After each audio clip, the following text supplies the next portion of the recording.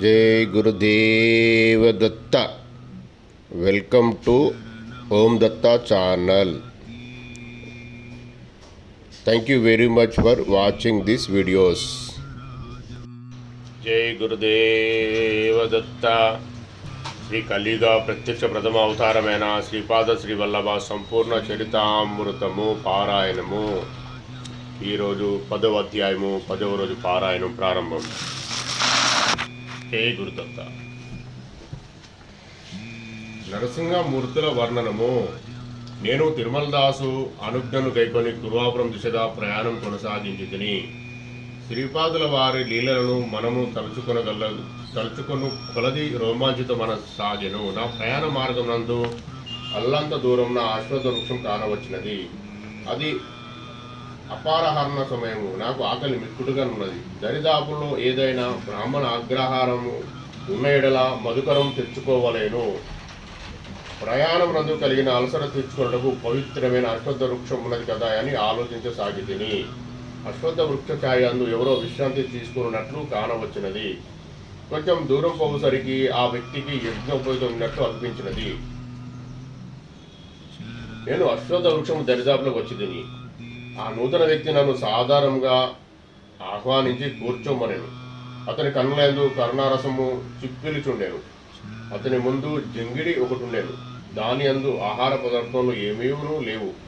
ఒక రాగి పాత్ర ఒకటి ఉండేను. అతడు శ్రీపాద శ్రీవల్లభ నామము తరచూ పలుకుతుండేను. నేను ఆతృతతో ప్రశ్నించింది, అయ్యా, మీరు శ్రీపాదుల వారి దివ్య శ్రీ చరణాశ్రితులా? మీరు పుణ్యపురుషులు ఆ మహాపుణ్యపురుషుని దర్శించిదిరా? అంతటా అతడు ఇట్లని పలికెను, అయ్యా, నేను సద్వైశ్య కులం నందు జన్మించిన వాడను. నన్ను సుబ్బయ్య శ్రేష్ఠి అని అందరు. మా గృహమును గ్రాంధివారు మా పూర్వీకులందరూ సదా సద్గ్రంథమును పారాయణం చేయు అలవాటు గలవారు. అందుచేత మాకు గ్రాంధివారను గృహనామం ఏర్పడినది. నాకు చిన్నతనముననే మాతా పితృ వియోగం సంభవించినది. మా ఇంట వలసినంత ధనరాశులున్నవి. నేను సుదూర ప్రాంతంలో పోయి అనేక రకముల క్రయ విక్రయము జరుపువాడను. నేను తరచుగా కాంచీపురం పోతుండేది వాడను. అచ్చట చింతామణి నామధేయం కలిగిన వేషకాంతతో పరిచయం ఏర్పడినది. ఎంతయో ధనమును విచ్చలవిడిగా ఖర్చు పెట్టి తిని మలయాళ దేశం నందున్న పాలకాడు అనే పట్టణం నుండి బిల్వమంగళుడు అను బ్రాహ్మణుడు కూడా కాంచీపురంకు వ్యాపారార్థి అయి వచ్చేటివాడు. సుగంధ ద్రవ్యములను అరబ్బు దేశములను వారి కమ్మి వారి నుండి రక్తరాశులను గుర్రమును అతడు స్వీకరించేటివాడు. ఒక్కొక్క పర్యాయం మేము ఇరువురం కలిసి వర్తక వాణిజ్యములను చేసేటివారు. దుష్కర్మవశమున మేము ఇరువురమును కూడా వేష సాంగత్యమున భ్రష్టులమైతిమి. అరబు దేశముల వారితో మేమిరువును చేయు క్రయ విక్రయము కొంతకాలం ఉత్సాహభరితము సాగాను. తదుపరి వారు మా యొద్ద నుండి విశేష ధనమును స్వీకరించి మేలు జాతి గుర్రం నీయక బహు నాశీకరం గుర్రములు ఇచ్చిరి. మేము వ్యాపారంలో ఎంతగానో నష్టపోయితిమి. మా వద్ద మేలు జాతి గుర్రములను రాజులు మహారాజులు కొనుచుండేది వారు. వ్యాపారంలో నష్టం వచ్చిన మేము ఆస్తులను కోల్పోతుంది. నా భార్య మనోవ్యాధితో మరణించాను. నాకు మతిస్థిమితం లేని కుమారుడుండెను. వాడు అకాల మరణం చెందాను. నాయన తీర్థంలోకెల్లా శ్రేష్టమని పిలువబడిన పాదగయ తీర్థరాజము కలిగిన శ్రీ పీఠికాపురము మా స్వస్థలము. నేను నా యొక్క అజ్ఞాన దశ యందు దేవ బ్రాహ్మణ నింద చేయువాడను. బాకీలు వసూలు చేయుట యందు కాఠిన్యం కూడా ప్రదర్శించేది వాడిను. శ్రీపాదుల వారి తండ్రి గారైన అప్పలరాజు శర్మ గారింటికి ఒక పర్యాయము ఐనివల్లి నుండి బంధుగణం విశేషంగా వచ్చిరి. వారందరికీ భోజనాలు ఏర్పాటు చేయుటకు అప్పలరాజు గారి వద్ద రొక్కం లేకుండెను. వారు దానమును స్వీకరింపరు. వెంకటప్పయ్య శ్రేష్ఠి గారింటి నుండి వెచ్చములను తెచ్చుకునే ఎడల వారు ఉదారంగా వ్యవహరించి ఉచితంగా ఇచ్చుతారు. వారికి వీరు కుల పూర్వీకులగుట వలన వెచ్చముల నిమిత్తం రొక్కము వారు స్వీకరింపరు. విధి లేని పరిస్థితులు ఎందు వారు ఒక వరహా ఖరీదు చేయు వెచ్చములను మా దుకాణం నుండి స్వీకరించింది.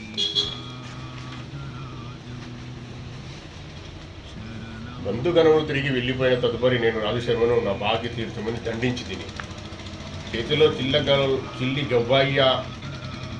చిల్లి గవ్వ అయినను లేదని తనకు ధనము చిక్కినప్పుడు తప్పక చెల్లించగలదని అని రాజు శర్మ వదిలిచ్చాను. నేను చక్రాడు వసూలు చేటులో కడు నేర్పరిని. కాలం గతించుచుండెను. నేను వడ్డీకి వడ్డీ లెక్క వేసి దొంగ లెక్కలను వేసి 16 వరహాలు ఇవ్వవాలని తేల్చితిని.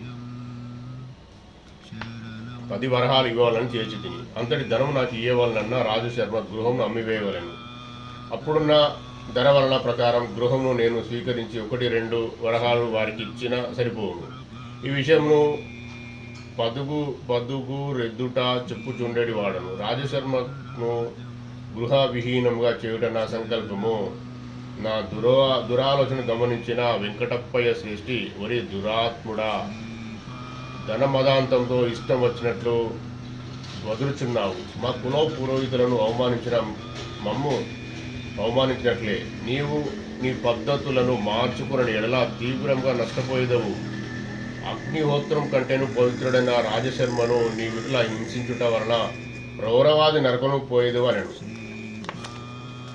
ఒక పర్యాయము శ్రీపాదుల వారు వెంకటప్పయ్య శ్రేష్ఠి ఇంటి వద్ద నుండిరి. నేను శ్రేష్ఠి గారితో వెటకారంగా, రాజశేఖర్ నా బాకిని తీర్చలేని ఎడల తన కుమారులలో ఒకరినైనను నా దుకాణం వద్ద ఊడిగం చేయుటకు పంపవలేను, లేదా తానే ఊడిగం చేయవలేను. ఒక కొడుకు గుడ్డివాడు, ఇంకొకడు గుడ్డివాడు, 3వ కొడుకు ఈ శ్రీపాదుడు, పేరుకు మాత్రమే శ్రీపాదుడు, 3 సంవత్సరాల పిల్లవాడు. నా బాకీ తీరుట ఎట్లు అంటిని. వెంకటప్పయ్య శ్రేష్ఠి మనసు ఎంతగా నొచ్చుకోలేను. వారి కనుల వెంట నీరు ధారాపాతంగా వర్షించుండెను. శ్రీపాదుల వారు తమ దివ్యహస్తంతో వారి కన్నీరు తుడిచి ఇట్లనిది, తాత, నేనుండగా భయమెందులకు? హిరణ్యకశపులను సంహరించిన వాడు నేనే. సుబ్బయ్య బాకి తీర్చుట నాకేమి ఇబ్బంది? పోయి నీ బాకిని నేను తీర్చేదను పద. నీ దుకాణములకు నేను నీకు దుకాణంలో సేవ చేసి నీ బాకిని నివృత్తి చేసేదను. బాకీ తీరిన తర్వాత నీ ఇంట లక్ష్మి మాత్రం నివసింపదు, ఆలోచించుకోను అన్నది. నేను గర్భాంధుడను, దుర్మార్గుడను. నేను సరేనంటిని. శ్రీపాదుల వారిని ఎత్తుకొని నా దుకాణం వెంకటప్పయ్య శ్రేష్ఠి గారు వచ్చిరి. సుబ్బయ్య, నేను శ్రీపాదుడికి మారుగా నీ దుకాణంలో పనిచేసేది నీకు సమ్మతమేనా అని నేను వల్లే అంటిని. ఇంతలో జటాధారి అయిన సన్యాసి ఒకడు నా ఎద్దకు వచ్చాను. అయ్యా, సుబ్బయ్య శ్రేష్ఠి దుకాణం ఎక్కడా అని అడిగాను. నేను సుబ్బయ్య శ్రేష్ఠిని ఇదే నా దుకాణం అని అంటిని. అయ్యా, నాకు అత్యవసరంగా ఒక రాగిపత్ర కావాలను, వేళ ఎక్కువైనను పర్వాలేదు, దయ ఉంచి నాకు అత్యవసరంగా ఇచ్చిన రాగిపాత్ర తీసుకుని వెళ్ళేదని అనను. నా వద్ద 32 రాగిపాత్రలు ఉన్నవి, కానీ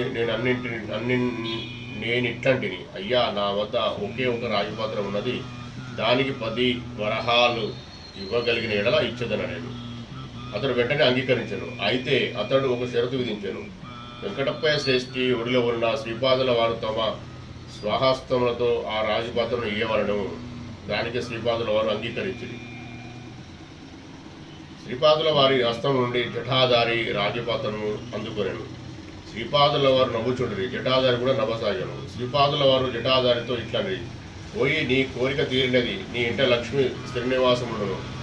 నీవు నీ సన్యాస దీక్షను విరమించి నీ గృహంలో వెప్పుము. నీ కోసం నీ భార్య బిడ్డలు ఎదురు చూస్తున్నారు. జటాధారి ఆనందపడుతుడై ఎటో పోయాను. నాకు వెంకటప్పయ్య శ్రేష్ఠి గారికి అప్పల శర్మ గారిని అవమానించవాలనేది కోరిక ఉండేది. నా కోరిక ఈనాటికి తీరినది.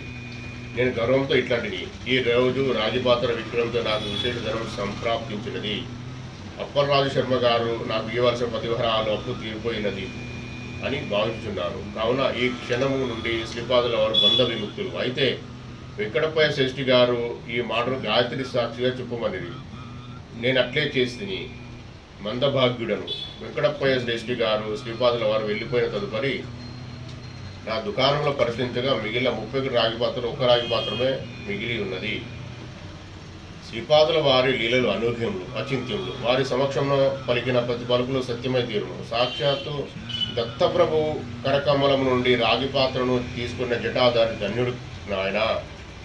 శంకరభట్టు అవధూతల నుండి కానీ సిద్ధపురుషుల నుండి కానీ అనుగ్రహ ప్రసాదంగా రాగిలోకము సంబంధించిన చిన్న కలుషమైన పొందిన ఎడల ధనగ్రహిత విశేష భాగ్యము సిద్ధించును. అటువంటిది సాక్షాత్తు శ్రీ దత్తుల వారి నవావతారమైన శ్రీ వల్లభుల నుండి రాగిపత్రం అనుగ్రహంగా పొందిన ఆ జటాధరి ఎంత భాగ్యశాలియో కదా. నేను ఎంత అదృష్టహీనుడును కదా, నాకు బాకీగా రావాల్సిన 10 వరహాలు శ్రీపాదుల వారు ఈ విచిత్ర లీల ద్వారా ఇప్పించింది. అయితే ఆ క్షణం నుండి నా శరీరం, మనసులో, ఆత్మలో అంతర్లీనమై ఉన్న అంశ క్షీణించసాగాను. లక్ష్మి అంశ క్షీణించసాగాను. 32 రాజపాత్రలు ఉండగా ఒక్కటే ఉన్నదని అబద్ధమాడి తిని శ్రీపాదుల వారు నా అబద్ధమునే సత్యం చేసిరి. అప్పలా శర్మ నుండి 10 వరహాలు నాకు రావాలని దొంగ లెక్కలు చూపి తిని నా దొంగ లెక్కలకు అనుగుణంగా నాకు 10 వరహాలు శ్రీవల్లభులు లభించినట్టు చేసిరి. ఆ లీల ద్వారా అప్పల్లా శర్మ గారికి ఉన్న కొన్ని అపోహలను వారు దూరం చేసిరి. సూర్యోదయమునకు ముందు, సూర్యాస్తమయమునకు ముందు చాలా పవిత్రమైన కాలం. ప్రాంతా సంధ్యందు, సాయం సంధ్యందు సూర్యభగవాను సమస్త శక్తులు విజృంభించడానికి సిద్ధముగా నుండును. సాయం సంధ్యందు సూర్యభగవాని సమస్త శక్తులు తిరోగమన దిశ యందు భగవాను చేరును. అంతటా నేను ఇట్లాంటిని, అయ్యా దానము స్వీకరించట్లేదా, పుణ్యము తగ్గునని వింటినే కానీ స్వీకరించకపోవడం చేత పాపం కలుగునని నీ నుండి మాత్రమే వింటిని. నాకు ఈ విషయం అవగాహన కాలేదు. అంతేకాకుండా శ్రీపాదుల వారు దత్తాత్రేయుల అవతారమని చెప్పుచూ వారే నరసింహ అవతారం అని, శివావతారం అని రకరకాలుగా చెప్పుచున్నారు. శివుని యందు అనుసూయతత్వం అంతర్లీనమై ఎట్లుండునో అసలు అర్థం కాలేదు. దయముంచి సవివరంగా తెలియజేయవలసినది. అంతటా సుబ్బయ్య శ్రేష్ఠి ఇట్లాను, అయ్యా మీరు ఆకలి కొని ఉన్నారు. నీ ఇంటికి అన్నార్థి వచ్చిన వారికి త్రాగుటకు మంచినీరు, తినుటకు ఆహారము, జాతి కులము భేదం నెంచగా ఇయ్యవలసినదని శ్రీపాద శ్రీవల్లభులు తన భక్తులకు తరచుగా చెప్పుదురు. మీరు ముందు భోజనం చేయవలసినది, దావుననే తాటాకమున్నది, శుచిర్భూతులే రావాల్సినది. నేను ఇంతలో ఆ కనిపించేటి అరచెట్ల వద్దకు పోయి 2 అరిటాకులను తెచ్చేదను అనను. అన్నములోనికి సంబారము, బీరకాయ పప్పు అమృతతుల్యంగా నుండును అనను. నాకు ఆశ్చర్యం వేసినది. ఆ జంగడిలో ఒక రాజపాత్ర మినహా మరేమీ లేదు. ఆహార పదార్థములు కానీ, ఫలములు కానీ, కందమూలాలు కానీ ఏమీ లేవు.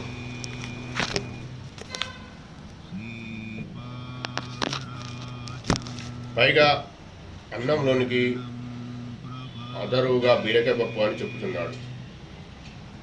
అది ఏమైనా తాటాకమును పోయి కాలు చేతులు కడుక్కొని వచ్చేదను అని అనుకుంటుంది. సుబ్బయ్య శ్రేష్ఠి అరటి చెట్ల వైపునకు వెళ్ళినాడు. నేను తాటాకును పోయి శుచిర్భూతుడే వచ్చింది. సుబ్బయ్య శ్రేష్ఠి 2 అరిటాకులను తెచ్చాను. దాపుల నున్న చిన్న తాడి చెట్టు నుండి ఆకులను సంగ్రహించి దూరలుగా చేశాను. నేను ఈ వింతను ఆశ్చర్యంగా చూచుంటిని. అతడు కనులు మూసుకొని చిరకాలం ధ్యానం చేశాను. తర్వాత తన వద్ద ఉన్న రాగి పాత్రను తీసుకొని 2 దొన్నెల్లో నీరు పోసాను. కాలి రాగి పాత్ర నుండి జలము ఉద్భవించడం ఒక వింత. ఆ తర్వాత అదే రాగి పాత్ర నుండి బీరకాయ పప్పు వడ్డించాను. తదుపరి అన్నమును వడ్డించాను. మేము ఇరువురము సమృద్ధియును అమృతోపానమున అయిన ఆ అన్నమును ప్రసాదంగా స్వీకరించితిమి. ఆ భోజనములు అయిన తదుపరి ఆ రాగి పాత్ర ఇప్పటి వలనే ఖాళీగా ఉండేను.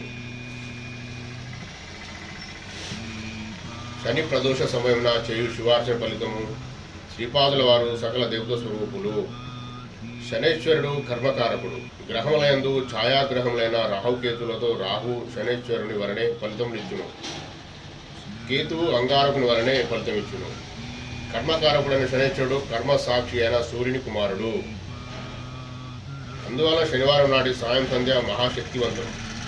చతుర్థి తిథియు, త్రయోదశి తిథియు రాహుగ్రహమునకు బలమైన తిథులు.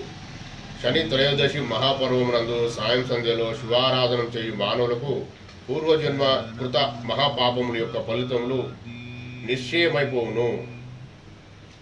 శ్రీపాదుల వారు అంగారకుని నక్షత్రమైన చిత్తా నక్షత్రము నందు అవతరించిన చేత ఆ నక్షత్రం నందు శ్రీపాదుల వారిని అర్చించిన సర్వగ్రహదోషము శమించును. యుద్ధములు, ఆపదలు, శాస్త్రముల వల్ల కలుగు అకాల మృత్యువు, రుణగ్రస్తులై ఇతిబాధలు కూడిన జీవితకాలం గడుపుటకు అంగారకుడు కారకుడు. చిత్తా నక్షత్రం నాడు గాని, మంగళవారం నాడు గాని శ్రీపాదుల వారు అరుణావర్ణంతో ప్రకాశించెదరు. రుణమనగా పాపము, అరుణమనగా పాపము లేనిది. వారు సాక్షాత్తు అరుణాచలేశ్వర రూపమున ఆనాడు ఉందురు.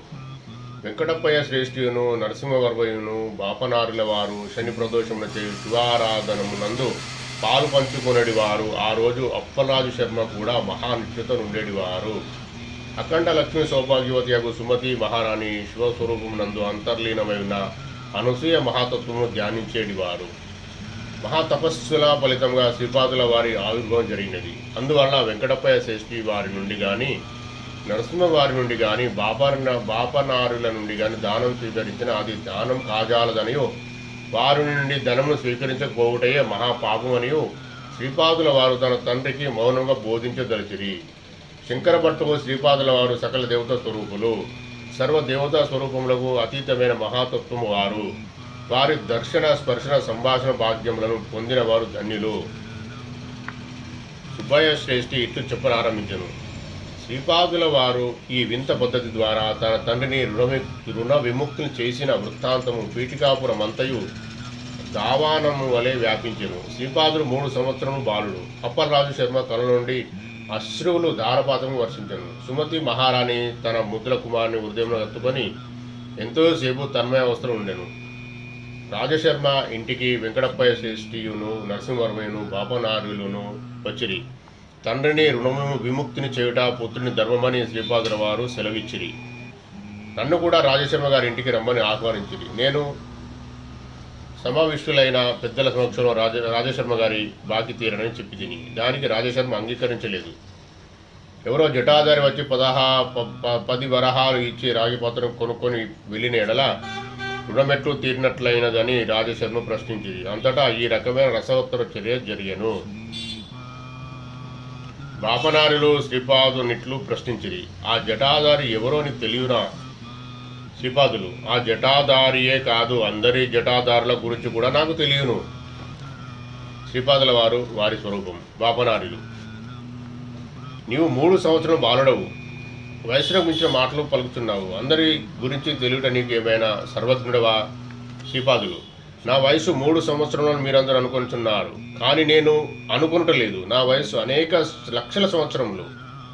నేను ఈ సృష్టికి ముందు ఉన్నాను, ప్రళయానంతరం కూడా ఉందును. సృష్టి యొక్క కార్యకలాపములు జరుగు సమయమందును ఉందును. నేను లేనిదే సృష్టి స్థితి లయములు జరగనేరవు. నేను సాక్షిభూతుడనై వీటన్నిటినీ గమనించుచుందును. బాపన్నారులు, శ్రీపాద చిన్నపిల్లవాడు తాను చంద్రమండలంలో ఉన్నట్లు తలంచినంత మాత్రమున చంద్రమండలంలో ఉన్నట్లు కాదు. ప్రత్యక్ష అనుభవం ఉండవలెను. సర్వజ్ఞత్వము, సర్వశక్తిత్వము, సర్వవ్యాపకత్వము కేవలం జగత్ప్రభు యొక్క లక్షణము. శ్రీపాదులు, నేను సర్వత్రా స్థితమై ఉందును. ఆదితత్వమును, నేను సర్వత్రా స్థితమై ఉండు ఆదితత్వమును. ఆయా అవసరములను బట్టి నేను అచట ఉన్నట్లు వ్యక్తమవుతుందును. వ్యక్తం కానంత మాత్రమున నేను అచట లేనట్లు కాదు. జీవరాశుల్లోనూ అన్నమయ, ప్రాణమయ, మనోమయ, విజ్ఞానమయ, ఆనందమయ కోశములందు నేను స్థితుడై ఉన్నాను. నా ఉనికి వలననే అవి ఆయా క్రియాకలాపమును గావించును. నేను ఫలానా కోశమునందు ఉన్నట్లు నీకు అనుభవం వచ్చిన ఎడల నేను ఆ కోశమునందు ఉన్నట్లు భావించదవు. నీకు నేను అనుభవమునకు ఇవ్వనంత మాత్రాన నేను ఆ కోశము లేనని కాదు దాని అర్థము. నేను సర్వత్రా ఉన్నాను. సమస్తములైన జ్ఞాన విజ్ఞానములను నా పాదపీఠికాడనున్నవి. నా సంకల్ప మాత్రం చేతనే ఈ సృష్టి అంతయును ఏర్పడినది. నేను సర్వశక్తి మంతుడనుటలో ఆశ్చర్యమేమున్నది? అప్పలా శర్మ, నాయన, చిన్ననాటి నుండి నీవు నాకు సమస్యాత్మకనున్నావు. నీవు పదే దత్తప్రభు అంటున్నావు. నరసింహ సరస్వతి అను పేరున మరి ఒక అవతారముగా వచ్చేదనని పదే చెప్పుచున్నావు. లోకులు కాకులు పీఠికాపురం నందలి బ్రాహ్మణులు నరలోకమునందు ఇనుప కాకుల కంటేను భయంకరులు. వారు ఇదంతయు నాటకమనియో బూటకమనియో మనశ్చాంచల్యం వలన కలిగిన తెలివిమాలినతనమనియో రకరకాలుగా చెప్పుచున్నారు. మనం బ్రాహ్మణులము. మనకు విధించబడిన ధర్మకర్మను ఆచరించడం మంచిది. అంతకు మించిన దైవంశ సంబూలమని అవతార పురుషమని చెప్పుకున్నట కేవలం అహంకారంగా నిర్ణయించబడును. శ్రీపాదులు, తండ్రి, నీవు చెప్పుచున్నది నేను కాదనుట లేదు. సత్యమునే వచించవలను కదా. నా పాలబాకి విషయం వచ్చినప్పుడు నాకు వినోదమునున్నది. పంచభూతముల చేత సాక్ష్యం ఇప్పించబడినప్పుడు నేను దత్తపరమును కాదని చెప్పినచో అసత్య దోషం కలుగదా? నభోమండలం నందు ప్రకాశించు సూర్యుని చూసి నీవు సూర్యుడవు కాదు అన్నంత మాత్రమున సూర్యుడు కాకపోవునా? సత్యము దేశకాల బాధితము. మన పీఠికాపుర బ్రాహ్మణ్యము తాము శరీరధారులమనియు మనుషులమనియు భావించి మానవతత్వము నే విధముగా అనుభవించుచున్నారో అదే విధమున నేను సర్వజ్ఞత్వ సర్వశక్తిత్వ సర్వాంతర్యామిత్వములను కలిగిన దత్తుడనే ననేడి తత్వమును మీకు పదే పదే జ్ఞాప్తికి చేయుచున్నాను. యుగమును గతించవచ్చును, అనేక జగత్తులు సృష్టి స్థితి లయములను పొందవచ్చును, కానీ సాక్షాత్తు దత్తుడనైనా నేను దత్తుడును కాకపోవుటెట్లా? నేను దత్తుడును కాకపోవుటెట్లు? బాపనారిలు.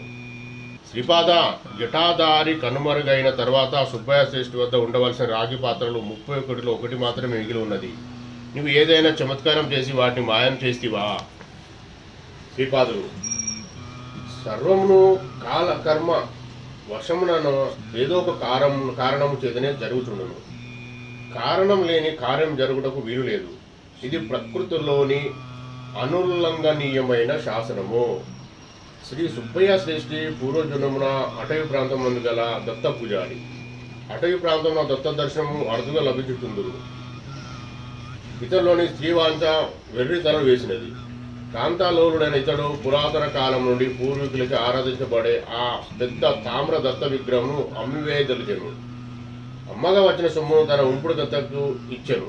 లోకులతో దత్త విగ్రహమును దొంగలు అపహరించిరి అని చెప్పాను. జటాధారి వచ్చినవాడు లౌకిక బంధంలో చిక్కుకొనిన కంసాలి. అతడు పూర్వజన్మలో కంసాలిగా నుండగా ధనమున కాశపడి విగ్రహమును కరిగించెను. ఈ జన్మలో అతడు గర్భధారిద్రుడుగా జన్మించెను. దత్త విగ్రహములకు పూజారిగా అనేక సంవత్సరాలు సేవ చేసిన పుణ్యమును సుబ్బయ్య శ్రేష్ఠి ఈ జన్మలో శ్రీమంతుల ఇంట జనించెను. పూర్వజన్మలో వీరిద్దరూ చేరి కరిగించిన దత్త విగ్రహములు 32 రాగి పాత్రలుగా చేయబడి విక్రయింపబడెను. కంసాలి ఇంట నరసింహదేవుని ఆరాధించువారు. కంసాలి నరసింహదేవుని విగ్రహమునకు ఎదురుగా ఈ రాగి పాత్రను చేశారు. దైవ సంకల్పం వలన నృసింహుని 32 అవతారాల అంశాలు ఆ రాగి పాత్రలో ప్రవేశించారు.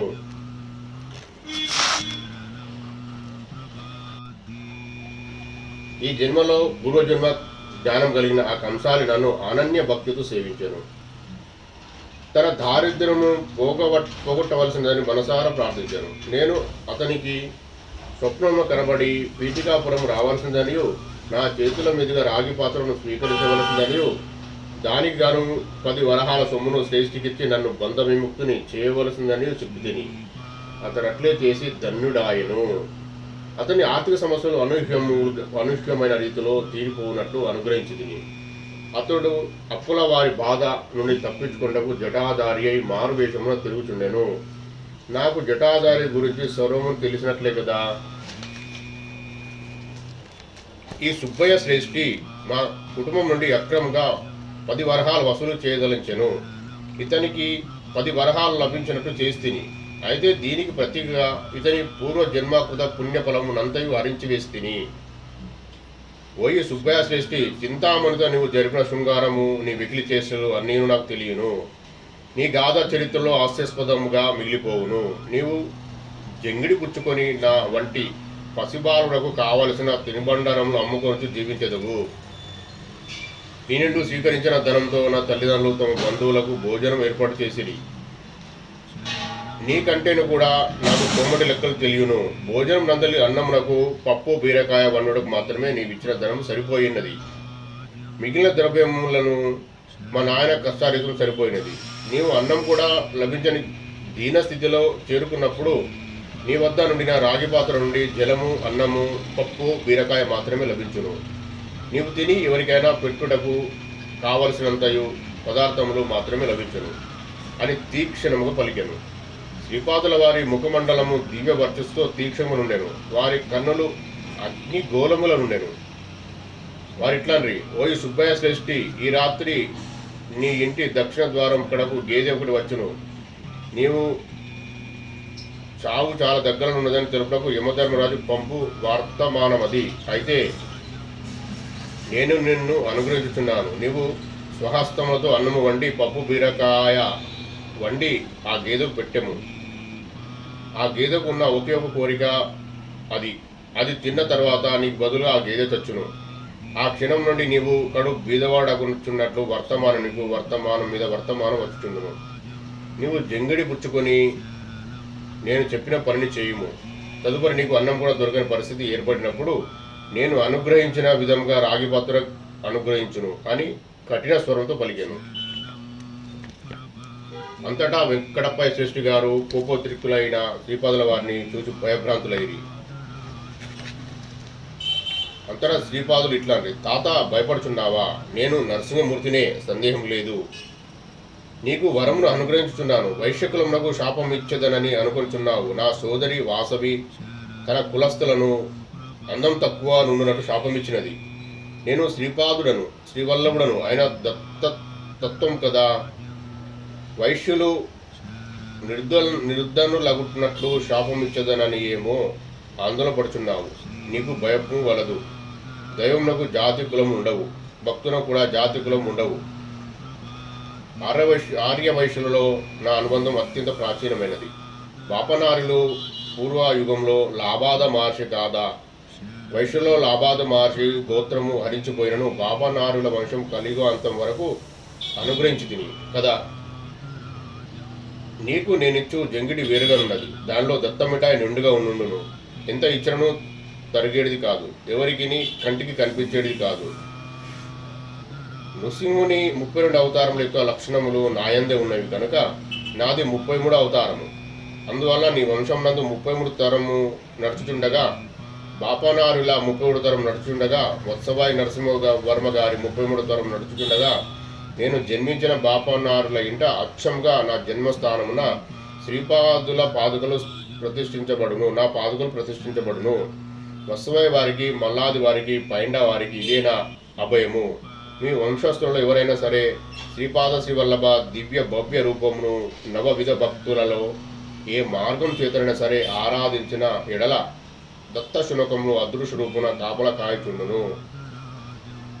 వేదములు, పురాణములు, ఉపనిషత్తులు మొదలైనవి అదృశ్య రూపంలో, అదృశ్య శునక రూపమున సదా రక్షకనుండును. నేను ఈ రోజున అనుగ్రహించిన వరదానమునకు భిన్నంగా నా పాదుకలు శ్రీ పీఠికాపురంలో ప్రతిష్ఠించబడవు. నేను నిత్య వచనబద్ధుడను. మా ఇల్లు అనేక చేతులు మారి నీ వంశస్థులకు చేరును. ఇది దత్త నిలయం అనబడును. ఇప్పుడున్న ఈ ఇంటికి ఎదురుగానున్న స్థలంలో ఏ చోటనైతే భవతి భిక్షాం దేహి అని అవధూత రూపంలో సుమతి మాతకు దర్శనమిచ్చుతునో ఆ చోటికి నా సోదరుడు ఆ జన్మలో శ్రీధర నామధేయంతో దత్తాంశావతారిగా పేరు పొంది క్రీస్తు శకం 6 తారీఖు 7వ నెల 1963 శనివారం నాడు, 4వ తారీఖు 8వ నెల 1971 బుధవారం నాడు, 11వ తారీఖు 9వ నెల 1970 శుక్రవారం నాడు అచ్చంగా 3 సార్లు శునక రూపమున సూక్ష్మములు వచ్చి భిక్షానం స్వీకరించును. కొంతకాలం పోయిన తర్వాత బాపనారుల వంశంలోని 33వ తరం వ్యక్తి ఒకడు మీ వంశంలో ఇంటికి దత్త నిలయంలో భోజనం చేయును. ఇది నా శాసనము. వాగ్దాన పరిపాలన నందు నేను దృఢపాత్రుడను. అంతటా వెంకటప్పయ్య శ్రేష్ఠి శ్రీపాదుల వారిని తమ గుండెలకు కత్తుకొండ్రి.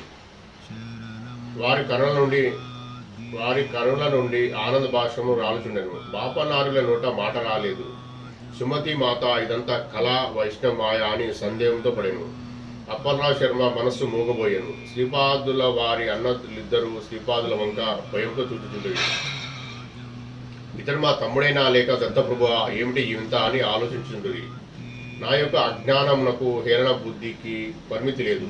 అందుచేత నేను ఇట్లాంటిని. శ్రీపాద, ఆయా స్పందన శక్తులు మానరూపం పొందినప్పుడు భార్యలుగా ఉన్నవి కదా, మరి ఇది స్త్రీలంపటత్వం కాక మరేమిటి? అవతార పురుషుల విషయంలో ఇది లీల, మరి మాబోటి వారి విషయంలో స్త్రీలంపటత్వం ఏమి పక్షపాత వైఖరి? శ్రీపాదులు ఇట్లాంటి. శ్రీకృష్ణునకు అష్టభార్యలు 16,000 గోపికలు ఉన్నాను. అతడు నిత్య బ్రహ్మచారియే. అంతేగాని నీవు అనుకున్నట్లుగా స్త్రీలంపుడు కాదు. అది దేహ సంబంధము ఎంత మాత్రం కాదు. కేవలం ఆత్మ సంబంధ నిత్య భార్యలు. వరించేవాడు ఆత్మ భార్య, వరించే ఆత్మ భర్త. అంతకంటే ఏమున్నది? దేవేంద్రుడు మానవత్వం పొందినట్లుగా శపించబడినప్పుడు శచీదేవి ద్రౌపది అవతరించినది. దేవేంద్రుడే 5 రూపములు ధరించి పాండవులో జన్మించినాడు. ద్రౌపది పంచభాతృక అయినను శయనసుఖమును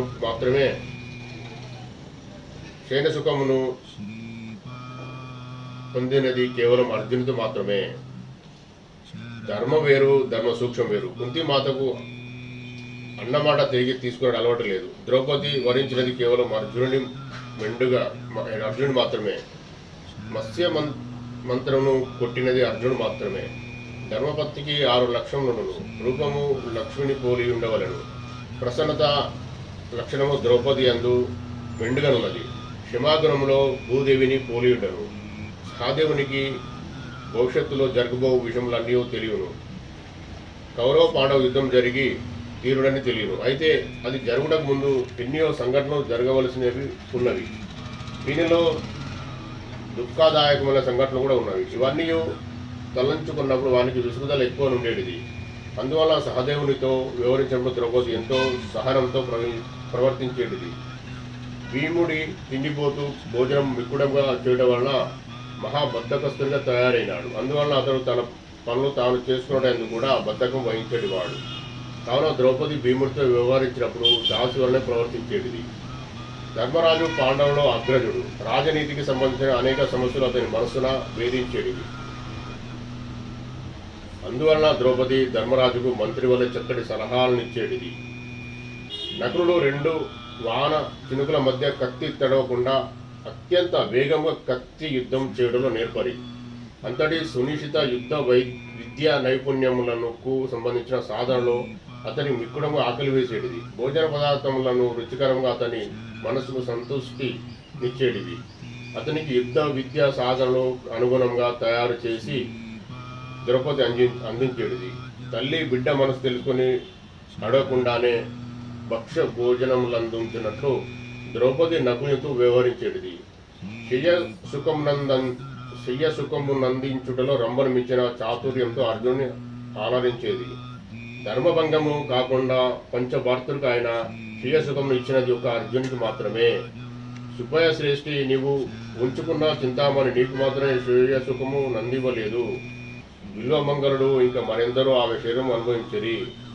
నీవు గుంటూరు మండల అంతర్గత మంగళగిరిలో పానగల స్వామిని దర్శించినప్పుడు కాలకర్మ వశమున చింతామణియు బిల్వమంగళుడు నీకు తారసపడగలరు. వారిని నువ్వు పీఠికాపురం తీసుకొని వచ్చేదవు. అప్పుడు మీకు ధర్మబోధ చేసేదను. అంతటా నరసింహవర్మ గారు శ్రీపాదుని తమ ఒడిలోనికి తీసుకుని శ్రీపాదులు వర్మగారితో ఇట్లాంటి, తాత మనిద్దరం రేపు గుర్ర బండిలో మన భూములను చూచడం పోయేదము. ఎన్నాళ్ళ నుండి అక్కడి భూమాతను శ్రీపాద ప్రభు నీ పాదస్పర్శతో నన్ను పునీతుని చేయవా అని ఆర్తితో ప్రార్థించుతున్నది. ఆర్ద్ర తార పారాయణుడనని నాకు బిరుదు కదా అని అన్నాను. అంతటా వర్మగారు ఇట్లా అన్నది, నాయన శ్రీపాద, నాదొక చిన్న మనవి. మనకు పీఠికాపురంకు సమీపననే కదా.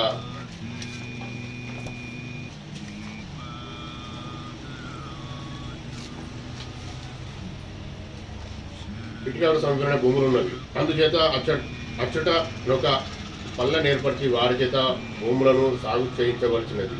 పల్లె ప్రజలకు భూములను తక్కువ కౌలుకిచ్చి జమీందారు వ్యవహారములను చూచుటకు నాన్నగారిని కరణికములకు నియోగించిన బాగుండనని నా అభిప్రాయము.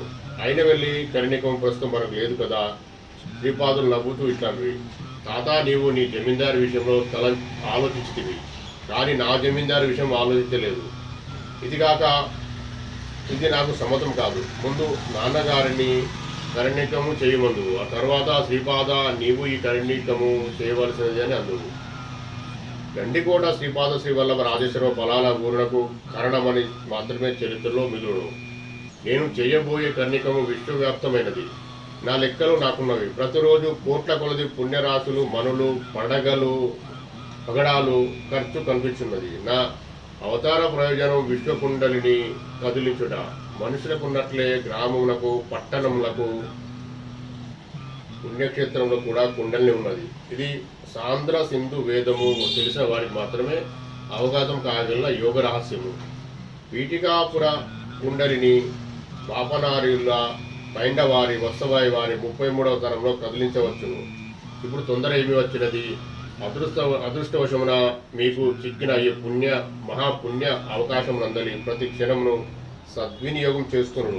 నాయన శంకరభట్టు నరసింహవర్మ గారు శ్రీపాదుల వారిని పీఠికాపురంలో శాశ్వతంగా ఉండినట్టు చేయుటకు ఈ విధంగా ప్రయత్నించింది. శ్రీపాదుల వైభవం. నాలో అజ్ఞానం చాలా ఇచ్చు మిగతాదులు ఉన్నది. శ్రీపాదుల వారు తామే స్వయంగా శ్రీకృష్ణుడని చెప్పడంలో హాస్యాస్పదముగా అజ్ఞానంతో ప్రశ్నించిందని. శ్రీపాద, నీవు కృష్ణుడు అంటున్నాను, నువ్వు కృష్ణుడు అంటున్నావు, మరి అష్టభార్యలు 14,000 గోపికలు ఈ అవతారంలో కూడా కలరా? అంతటా శ్రీపాదులు మందహాసంతో ఇట్లాంటివి: నా యొక్క అష్టవిధ ప్రకృతియే అష్టభార్యలు, నాది షోడశ కళ పరిపూర్ణ అవతారము. నా యొక్క శరీరం నుండి దశ దిశలలోనూ శక్తి రూపములైన స్పందనలు ప్రతి క్షణమును వెలువడుచుండును. నా మనస్సు నుండి దశ దిశల్లోనూ శక్తి స్వరూపంలో స్పందనలు ప్రతి క్షణం నుండి వెలువడుచుండును. శ్రీపాద శ్రీ వల్లభ అవతారం అనేది ఈ దివ్యాత్మ నుండి దశ దిశల్లోనూ శక్తి స్వరూపములైన స్పందనలు ప్రతి క్షణం వెలువడుచుండును. ఈ విధంగా ప్రతి క్షణంలో ఒక్కొక్క కళకు శరీర మనో ఆత్మతత్వముల నుండి 10x10x10 1000 స్పందనలు వెలువడుచుండును. ఈ రకములుగా 16 కళల నుండి మొత్తం 16,000 స్పందనలు వెలువడుచుండును. ఇవన్నీ ఉన్న 16,000 గోపికలే. పూర్వ అవతారమున అవి మానవ రూపంలో ఆవిర్భవించినవి. ఈ అవతారమున అవన్నీ నిరాకారంగా స్పందనశీలంగా ఉన్నవి. నా యొక్క వివిధ దేవతా స్వరూపములను ఆరాధించినను తప్పేమీ లేదు. అవి నన్నే ఆరాధించినట్లగును. నాలోని శివస్వరూపమును, విష్ణు స్వరూపమును, బ్రహ్మస్వరూపమును ఆరాధించవచ్చును.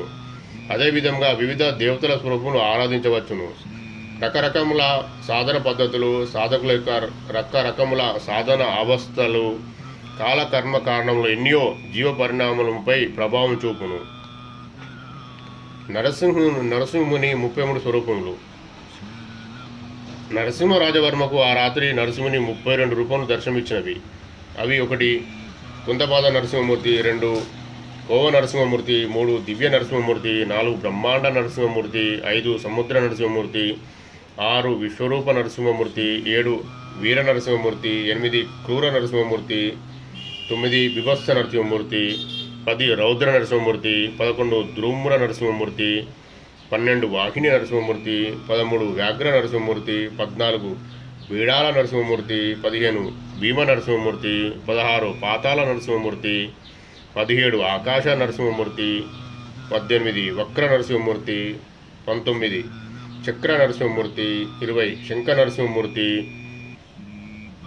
21 సత్వ నరసింహమూర్తి, 22 అద్భుత నరసింహమూర్తి, 23 వేగ నరసింహమూర్తి, 24 విధారణ నరసింహమూర్తి, 25 యోగానంద నరసింహమూర్తి, 26 లక్ష్మీ నరసింహమూర్తి, 27 భద్ర నరసింహమూర్తి, 28 రాజ నరసింహమూర్తి, 29 వల్లభ నరసింహమూర్తి. మిగతా 30వ నరసింహమూర్తిగా శ్రీపాద శ్రీవల్లభ వారిని చూచాను. 31వ నరసింహమూర్తిగా శ్రీ నరసింహ సరస్వతి అవతారం చూచాను. 32వ నరసింహమూర్తిగా శ్రీ ప్రాజ్ఞాపురంలో నివసించేది స్వామి సమర్థను చూచాను. శ్రీనివాసుని వృత్తాంతము. నాయన, రేపు పరమ పవిత్రమైన రోజున కన్యామాసం నందు శ్రావణ నక్షత్రము ద్వాదశి నాడు సోమవారమున సిద్ధయోగములో శ్రీ వెంకటేశ్వరుడు అర్చరూపంలో ఆవిర్భవించినాడు. వైశాఖ శుద్ధి సప్తమి నాడు విలంబి నామ సంవత్సరంలో కుబేరుని నుండి ధన సహాయం పొంది అప్పుపత్రం రాసి ఇచ్చినాడు. శ్రీ పద్మావతి దేవి మృగశిర నక్షత్రం నందు జనించగా శ్రీనివాసుడు శ్రావణ నక్షత్రం నందు అవతరించినాడు. వైశాఖ శుద్ధ దశమి తిథి అందు ఉత్తర పాల్గుని నక్షత్రం నందు శ్రీనివాస కళ్యాణం జరిగినది. శ్రీనివాస ప్రభువు కూడా భరద్వాజ గోత్రం నందు అవతరించినాడు. పాండవుల వంశంలోని సుధన్వుడికి నాగకన్యక ద్వారా జన్మించిన వాడు ఆకాశ మహారాజు. అతని సోదరుడే తొండమానుడు. వసుధానుడు ఆకాశరాజు కుమారుడే. శ్రీనివాస ప్రభువు అగస్త్య మహర్షి సలహాపై రాజ్యంను వసుధానుడికి సగము, తొండమానుడికి సగం పంచినాడు. నీవు ఈరోజు విశ్రాంతి కైకొనుము. మనము శ్రీపాద వల్లభ దివ్యనామమును సంకీర్తనము ఈ రాత్రంతయు చేయుదుము. రేపు జ్యోతిష్ శాస్త్రరీత్యా పరమ పవిత్రమైన రోజు. రేపు నీకు అత్యంత ఆశ్చర్యకరమైన శ్రీపాదుల లీలను వివరించదను. చింతామణి విలోమంగళుడు పీఠికాపురం ఎట్లు తీసుకుని రాబడిరో వారిని శ్రీ గురుడు ఏ విధముగా కటాక్షించినది, నరసింహవర్మ గారి భూముల యందు శ్రీపాదుల ప్రదర్శించిన చిత్రమైన లీలలను గుర్తుగా అచట గ్రామము నిర్మించబడి చిత్రాడ పేరుతో ఎట్లు విఖ్యాతమైనదనియు, రాబోయే కాలములందు ఎంతటి చిత్ర విచిత్ర విషయములు జరగనున్నదనియు, శ్రీవారి ఆఖరి అవతారంగా కల్కి అవతారములకు ముందు జరగబోవు లీలను వివరించి చెప్పదెను. సుబ్బయ్య శ్రేష్ఠి ఈ విధంగా నాతో వచించి నన్ను దాపులనే ఉన్న తన కుటీరమునకు కొంపోయెను. అచట 2 ఈతాకుల చాపలుండెను. 4 మేలుజాతి కుక్కలు ఆ కుటీరమును కాపు కాయుచుండెను. శ్రీపాదుని స్మరణ వలన కలుగు ఫలములు. శ్రీపాదుల వారి లీలలు అనితర సాధ్యములు, అత్యంత హృదయాంగములు. వారి స్మరణ మాత్రమున అనేక జన్మల నుండి పేరుకొనున్న పాపప్రాశులు భస్మీపటలమగును. శ్రీపాదుల శ్రీవల్లభుల వారికి జయము జయము. శ్రీపాద శ్రీ వల్లభుల వారికి జయం జయము. శ్రీపాదరాజం శరణం ప్రపద్యే, శ్రీపాదరాజం శరణం ప్రపద్యే, శ్రీపాదరాజం శరణం ప్రపద్యే. 10వ అధ్యాయము 10వ రోజు పారాయణము సంపూర్ణం. జై గురుదత్త, శ్రీ గురుదత్త. దిగంబరా దిగంబరా శ్రీపాదవల్లభ దిగంబరా, దిగంబరా దిగంబరా నృసింహయతివర దిగంబరా, దిగంబరా దిగంబరా స్వామి సమర్థ దిగంబరా, దిగంబరా దిగంబరా మాణిక్య ప్రభో దిగంబరా, దిగంబరా దిగంబరా జై గురుదత్త దిగంబరా, దిగంబరా దిగంబరా షిరిడి పురీష దిగంబరా. జై గురుదేవ దత్త అవధూత చింతన శ్రీ స్వామి సమర్థ సద్గురు సాయినాథ్ महाराज की जय. जय गुरुदेव भगवान की जय. श्रीपाद श्रीवल्लभ भगवान की जय. नृसिंह भगवान की जय. समर्थ अक्कलकोट महाराज की जय. माणिक्य प्रभु महाराज की जय. అవధూత చింతన శ్రీ గురుదేవ దత్త స్వామి సమర్థ. జై గురుదేవ దత్త. సర్వం శ్రీ పూర్ణపరబ్రహ్మాయ దత్తం చరణారవిందార్పణమస్తు. జై గురుదేవ దత్త. శాంతి శాంతి శాంతి. If you like this video, please like, share, subscribe. Thank you very much for watch this video.